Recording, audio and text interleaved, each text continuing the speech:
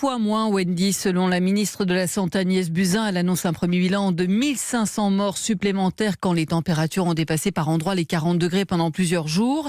Preuve pour le professeur San Marco qu'on a bien compris que quand il fait chaud, c'est un danger. Une première satisfaction pour ce spécialiste de santé publique. Il avait été le premier à alerter à Marseille sur ce risque bien avant la canicule de 2003.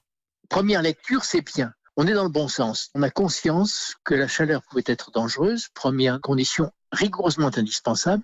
Deuxième condition tout aussi indispensable, qu'on pouvait s'en protéger. La plupart de notre population se protège. Deuxième lecture, c'est bien, mais restent maintenant exposés les personnes âgées, les plus fragiles et isolées, ce qui reste un problème. Alors ceux-là, il faut les recenser à l'avance, très en amont, et les mettre dans un autre endroit, soit climatisés, soit les emmener en dehors de la zone exposée à la chaleur. Donc 1500 morts, c'est vachement bien, ça prouve que ce qu'on a fait, ça a été dans le bon sens, mais il faut que la prochaine fois, et ça doit rester notre objectif, 0 mort lors de la prochaine canicule. Le professeur San Marco sur ce premier bilan de 1500 morts des 2 canicules de l'été 2019. Une satisfaction aussi pour la ministre de la Santé, Wendy, qui doit maintenant essayer de trouver des moyens de faire baisser la tension dans les services des urgences.